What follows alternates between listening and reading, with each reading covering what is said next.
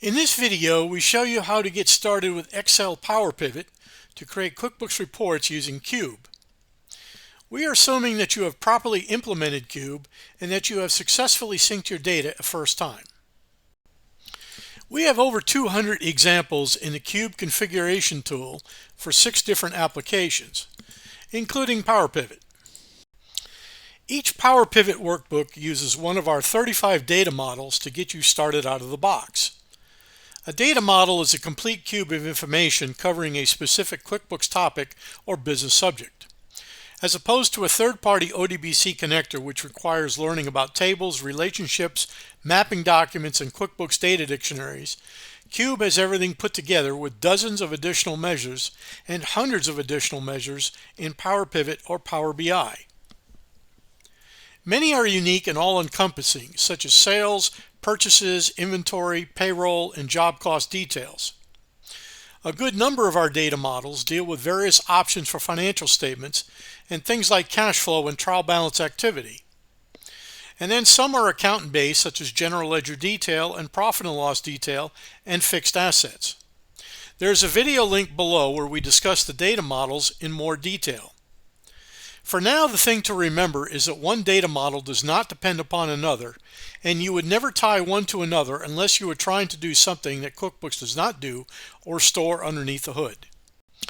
Excel gives you 2 ways to create pivot tables. The simple iteration of pivot tables that we know today was first introduced into Excel in 1993. The more advanced iteration of pivot tables was introduced in 2010 when Excel included a version of SQL Server inside of Excel to allow a more efficient way of dealing with large amounts of data and to allow advanced calculations that simple pivot tables were not capable of. Let's look at a regular pivot table example. This is the sales data model from the Qube configuration tool for Excel. And if we look at the Select Assistant from the Qube ribbon, we see that we have all kinds of measures and fields available here. And these measures are native to what Qube produces out of the box. And of course, we have some things that even QuickBooks doesn't have, like the discounts applied, payments applied, credit memos applied, etc.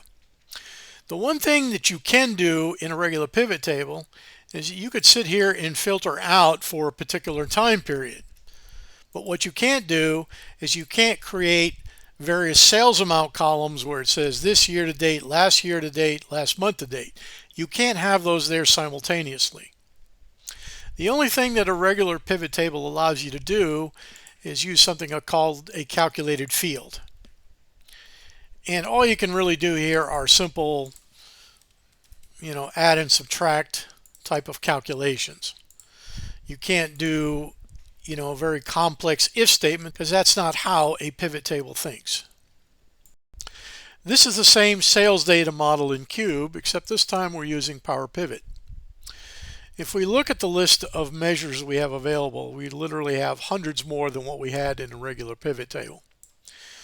Notice we also have columns side by side that represent date buckets of information, something again you couldn't do in a regular pivot table. Power Pivot uses a language called DAX. And DAX is the language that creates these measures, and we've already done all of this for you. If you want to see what this looks like, this would be a DAX measure. Now, for the average end user, if you've never used this, please don't be scared because we've already created this for you. However, if you are a developer or you're going to work on a project and expand upon what we did, we have complete documentation on this methodology. We went out and hired the best in the world, Marco Russo, to help us with our methodology, and it is both accurate and flexible. So let's look at several examples. The first one I want to point you to is the profit and loss for a flexible period. This was designed specifically for Power Pivot and for Power BI. There are 3 things we want to point out in this particular example.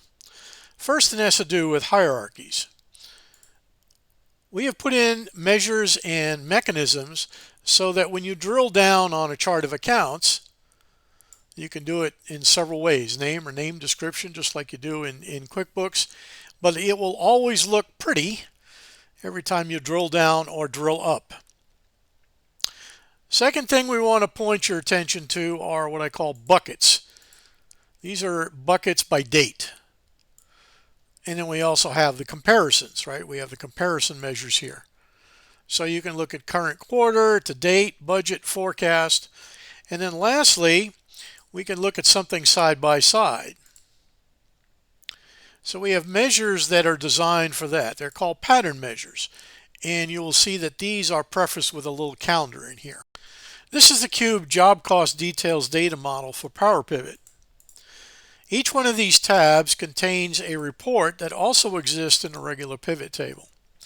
But what PowerPivot has that the regular pivot table does not are buckets of information. So we can look at cost within a particular range or labor cost within a particular range.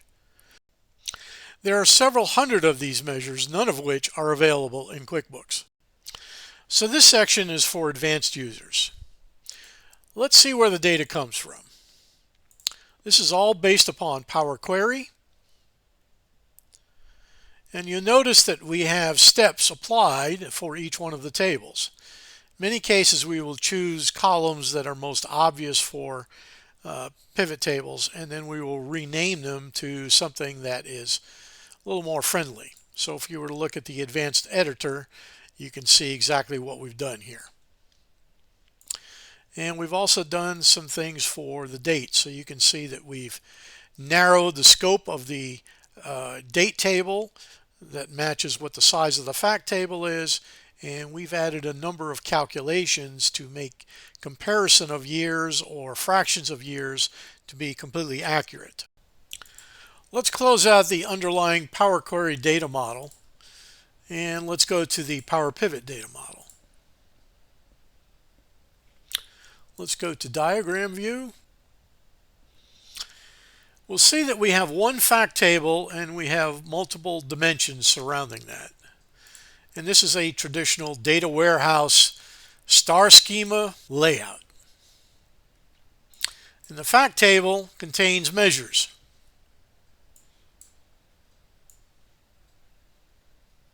And of course, the dimensions all contain things like list or document attributes, line attributes.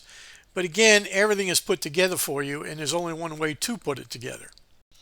For more information on our methodology, please visit this URL listed on this page. This concludes our video about creating QuickBooks reports and Excel Power Pivot using QuickBooks.